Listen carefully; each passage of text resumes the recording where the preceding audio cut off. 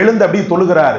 இங்க கிளிசல், அங்க கிளிசல், நடுங்கிய தேகம், ஒட்டிய வயிறு, அனைத்து மக்கள் அப்படியே மக்களால் பார்க்கப்பட அவர் போக்கஸ் ஆக்கப்படுகிறார்.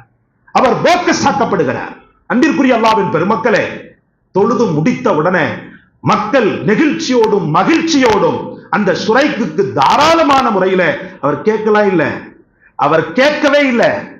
சமூகத்தின் உள்ளத்தில் ஒரு நலிந்தவனை பற்றி உள்ள புரிதலை உறைய வைப்பதற்காக, சமூகத்தின் உள்ளத்தில் ஒரு பலகீனப்பட்டவனின் உண்மையை, அதிர்ச்சியை உறைய வைப்பதற்காக, உணர்த்துவதற்காக முஹம்மது ரசூலுல்லாஹ் சபையோர்கள் முன்னிலையில் அந்த சஹாபியை தொழ வைத்தார்கள் என்பது முஹத்திஸீன்களுடைய விளக்கமாக இருந்து கொண்டிருக்கிறது. நபி ஸல்லல்லாஹு அலைஹி வஸல்லம் அவர்களுடைய உயர்வான குணத்தில், வாழ்க்கையில் அவர்கள் எழுந்து நின்ற முன்னேற்றத்தில் ஒரு பெரும் காரணமாக அமைந்தது நலிந்தவர்களை, பலகீனர்களை அரவணைத்தவர்கள் சென்ற அந்த அருங்குணம்தான்.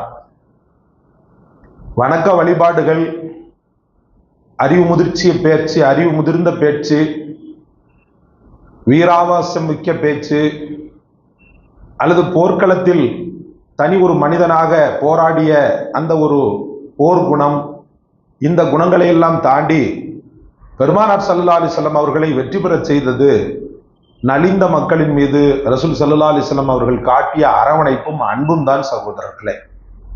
அதுதான் அவர்களை ஒரு பெரிய அளவுக்கு, சிகரம் அளவுக்கு உயர்த்தியது. பெருமானார் ஸல்லல்லாஹு அலைஹி வஸல்லம் அவர்கள் சமூகத்தில் இருக்கக்கூடிய நலிந்த மக்களின் மீது தனிப்பெரும் கவனம் செலுத்தினார்கள்.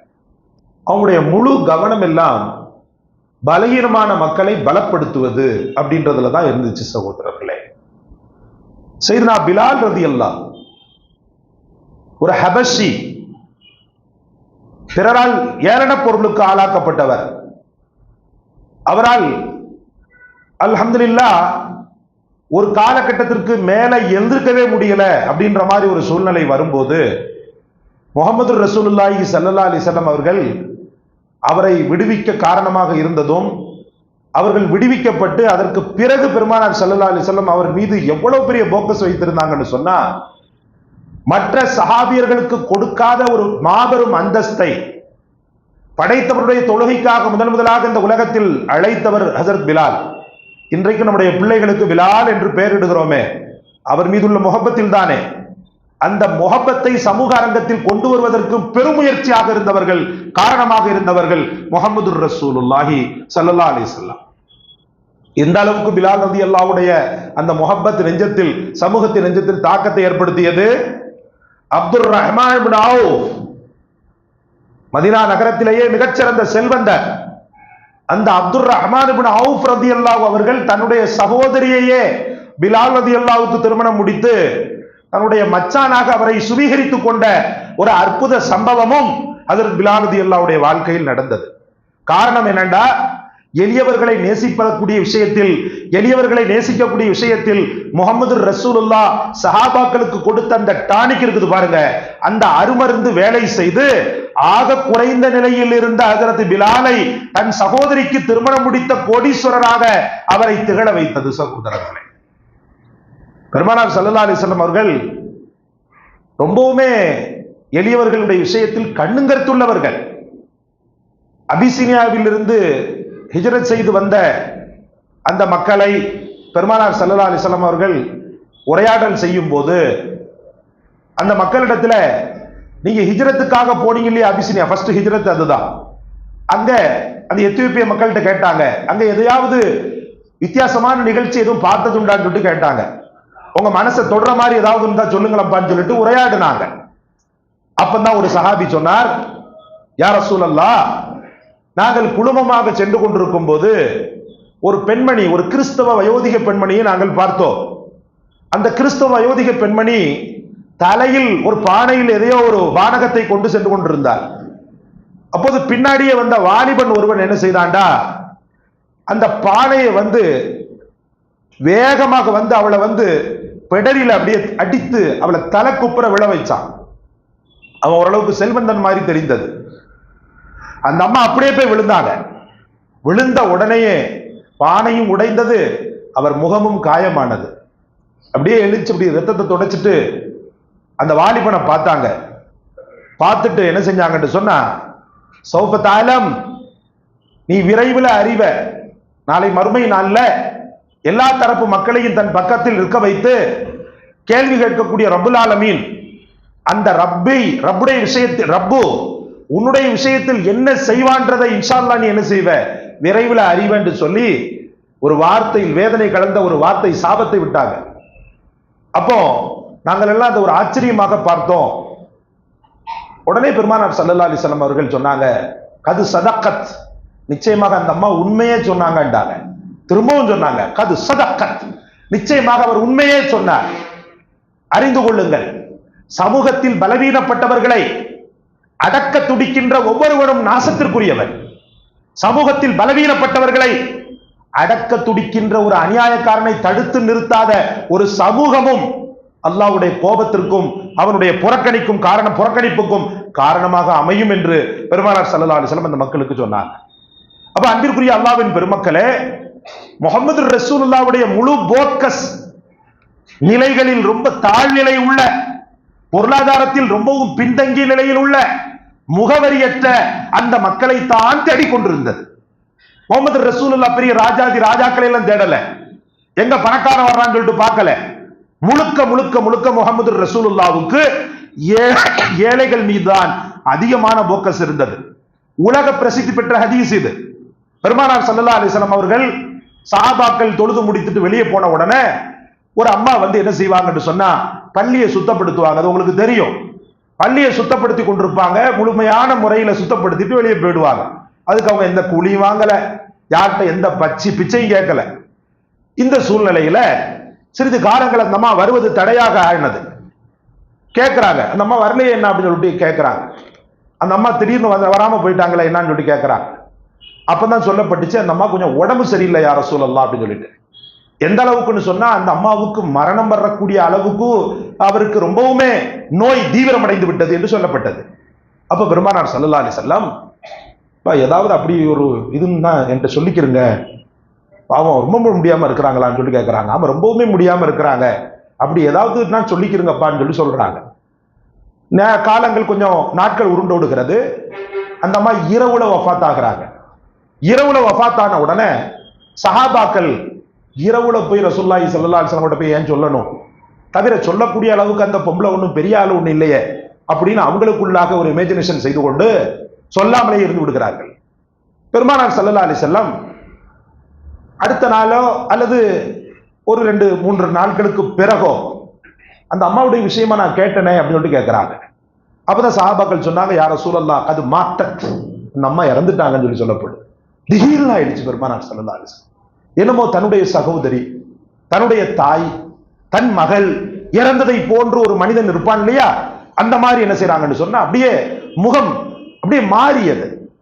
என்கிட்ட சொல்லணும்னு சொல்லிட்டு சொன்னா இல்லையா, இல்லையா ரசூலல்லாஹ் அவர் இரவில் இறந்து போனார், தவிர அவர் தூத்து பெருக்கிட்டு ஒரு அட்ரஸ் இல்லாத பொம்பளை, அவங்களையெல்லாம் நம்ம சொல்லணுமா அப்படின்ற மாதிரி நாங்க நினைச்சோம். சரி நாங்க பாருங்க ரசூலுல்லாஹி ஸல்லல்லாஹு அலைஹி வஸல்லம், தல்லூனி எனக்கு காட்டுங்க, அந்த அம்மாவுடைய கபரை காட்டுங்க, தல்லூனி கபரா, அவருடைய கபரை காட்டுங்கன்னு சொல்லி சொன்னாங்க. அவருடைய கபர் காட்டப்பட்டது.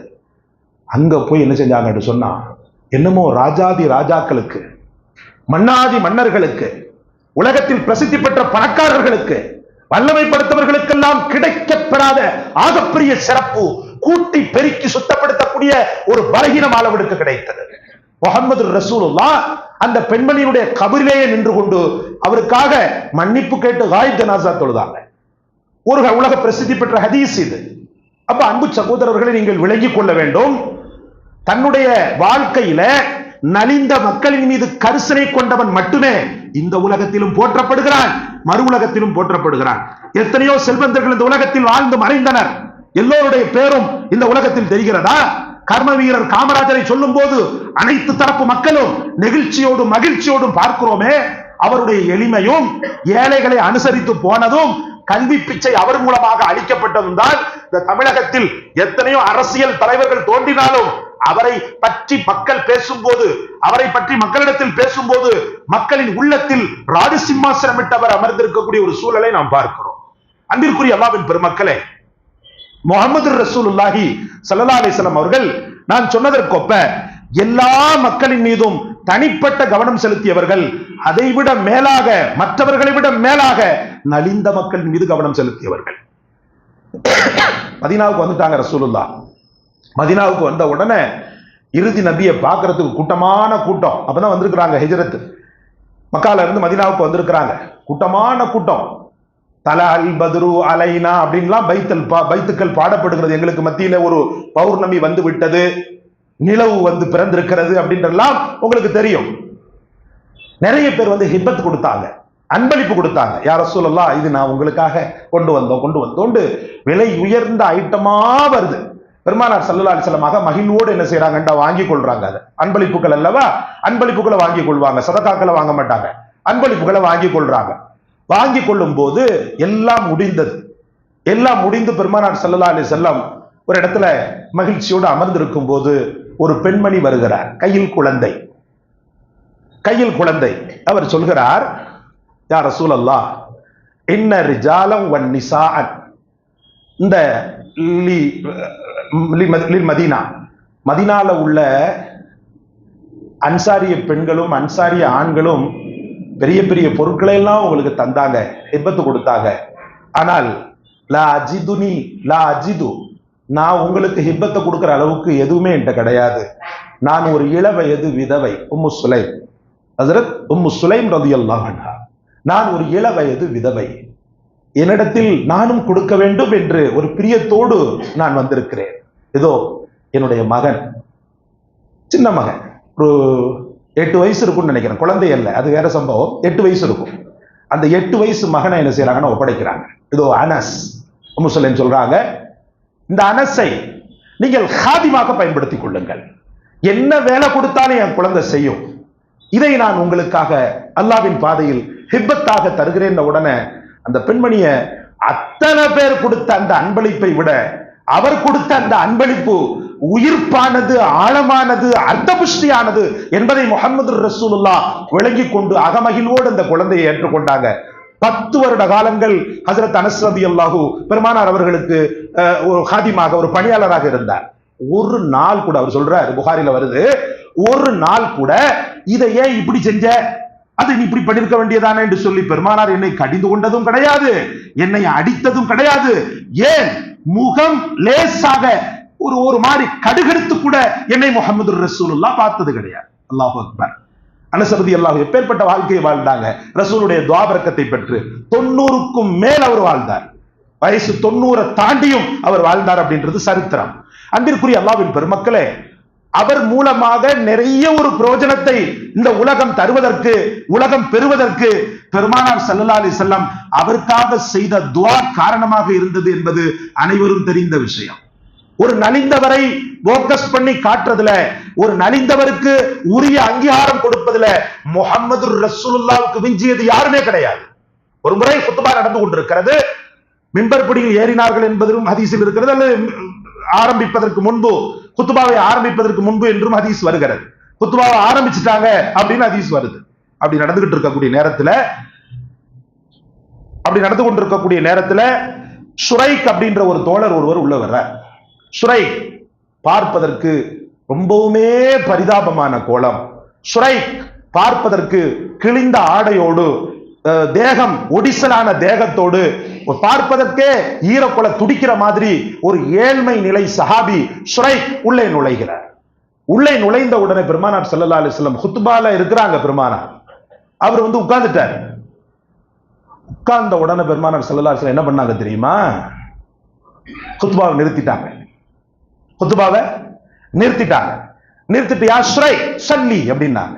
ஷுரைக் எந்திச்சு தொழு அப்படின்னாங்க. எந்திச்சு தொழுண்டாங்க. நம்ம முன் சுன்னத்துக்கு குத்பால இடம் கொடுக்குறோம் பாருங்க, நேரம் கொடுக்குறோம் பாருங்க. ஜும்மால எல்லாரும் எல்லாம் முடிஞ்சிருச்சு, குத்பால அவங்க ஏறிட்டாங்க. ஆனாலும் ஷுரைக்க தொலை சொல்றாங்க. அவர் தொழுகின்ற வரைக்கும் முஹம்மது ரசூலுல்லாஹ் தாமதப்பட்டார்கள், வெயிட் பண்ணாங்க. அவர் 2 ரக்காத்து நின்று தொழுகிறார். அவர் தொழுது முடிக்கிற வரைக்கும் தாமதப்பட்டார்கள். முஹம்மது ரசூலுல்லாஹ் எழுந்து அப்படி தொழுகிறார். இங்க கிளிசல், அங்க கிளிசல், நடுங்கிய தேகம், ஒட்டிய வயிறு அனைத்து மக்கள் அப்படியே மக்களால் பார்க்கப்பட அவர் போக்கஸ் ஆக்கப்படுகிறார். அவர் போக்கஸ் ஆக்கப்படுகிறார். அன்பிற்குரிய அல்லாஹ்வின் பெருமக்களே, தொழுது முடித்த உடனே மக்கள் நெகிழ்ச்சியோடும் மகிழ்ச்சியோடும் அந்த சுரைக்கு தாராளமான முறையில் அவர் கேட்கலாம் இல்ல, அவர் கேட்கவே இல்லை. சமூகத்தின் உள்ளத்தில் ஒரு நலிந்தவனை பற்றியுள்ள புரிதலை உறைய வைப்பதற்காக, சமூகத்தின் உள்ளத்தில் ஒரு பலகீனப்பட்டவனின் உண்மையை அதிர்ச்சியை உறைய வைப்பதற்காக, உணர்த்துவதற்காக முஹம்மது ரசூலுல்லாஹ் சபையோர்கள் முன்னிலையில் அந்த சஹாபியை தொழ வைத்தார்கள் என்பது முஹத்திஸீன்களுடைய விளக்கமாக இருந்து கொண்டிருக்கிறது. அன்பிற்குரிய அல்லாஹ்வின் பெருமக்களே, இன்று நம்முடைய வாழ்க்கையில எப்படி இருக்கிறோம்? நலிந்தவர்கள் அப்படின்னு பார்க்கும்போது முதல் லிஸ்ட்ல இருக்கிறது வேலைக்காரங்க தான். ஒரு கார் டிரைவரா இருப்பான், அல்லது வேலைக்கார வீட்டு வேலை செய்யக்கூடிய பொம்பளையா இருக்கும், கடையில வேலை செய்யக்கூடிய பொம்பளையாவும் இருக்கும், கடையில வேலை செய்யக்கூடிய ஆட்களாகவும் இருக்கும். அவர்கள் மீது இறக்கப்படக்கூடிய விஷயத்தில் 1-2 பேரை தவிர வேலைக்காரங்களை தன்னுடைய வீட்டில் உள்ள உறுப்பினர் மாதிரி அனுசரிச்சு போறது ஒரு சில பேர் மட்டும்தான். பெரும்பாலும் என்ன நடக்கிறது? மிஞ்சு போனது, தீஞ்சு போனது, இந்தா வீட்டுக்கு கொண்டு போ. நிறைய பேர் அப்படி பண்ண மாட்டோம், ஒரு சில பேர் பண்ண தானே செய்யறோம்.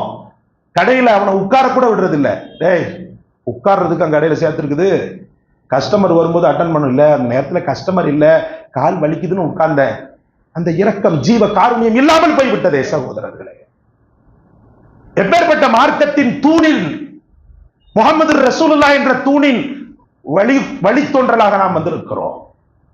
அன்பகத்தின் தூண், அன்பகத்தின் உம்மத்தாக நாம் வந்திருக்கிறோம். அந்த அன்பகத்தின் உம்மத்தாக இருக்கக்கூடிய நாம் நம்முடைய வாழ்க்கையில் எளியோர்களை அரவணைக்காவிட்டால் வேறு யார் அரவணைக்க முடியும்? இன்னைக்கும் கூட முஸ்லிம்களை வாயார நாவார பிற மக்கள் புகழ காரணம் என்ன தெரியுமா? அவங்களுடைய மசூதியோ அல்லது அவங்களுடைய தொழுகையோ இபாதத்தோ மட்டுமல்ல, அந்த மக்கள் பிற மக்களுக்கு செய்யக்கூடிய சேவைகளும் தான் என்பதை நீங்கள் புரிய வேண்டும். அல்லாஹ் நம் அனைவருக்கும் தௌஃபீக் செய்வானாக. ஏழை எளிய மக்களை அரவணைத்து சென்று அந்த மக்களின் ஒட்டுமொத்த துஆவை பெறக்கூடிய தௌஃபீக்கை தருவானாக. கடைசியில் ஒரே ஒரு ஹதீஸ் சொன்னார்கள் முஹம்மது ரசூலுல்லாஹி ஸல்லல்லாஹு அலைஹி வஸல்லம், இன்னமா துன்சரூன இன்னமா துர்ஸகூன. நீங்க உணவு கொடுப்பதும் உதவி செய்யப்படுவதும், அல்லாஹ்விடத்துல உணவு கொடுக்கப்படுவதும் உதவி செய்யப்படுவதும் யாராலன்னு கேட்கிறீங்க? உங்கள உள்ள நலிந்த மக்களின் காரணமாகத்தான் வானுலகத்திலிருந்து உங்களுக்கு உதவியே வருகிறது என்று சொன்னார்கள் முஹம்மது ரசூலுல்லாஹ். அப்பேற்பட்ட பஷாரத்தாக நமக்கு ஒரு பரக்கத்தாக இருக்கக்கூடிய நலிந்தவர்களை நேசிப்போம், வாழ்க்கையில் உயர்வோம். அல்லாஹ் நம் அனைவருக்கும் தௌஃபீக் செய்வானாக. ஆகிரு தாவானா அனில் ஹம்துலில்லாஹி ரப்பில் ஆலமீன். அஸ்ஸலாமு அலைக்கும் வரஹ்மத்துல்லாஹி வபரகாத்துஹு.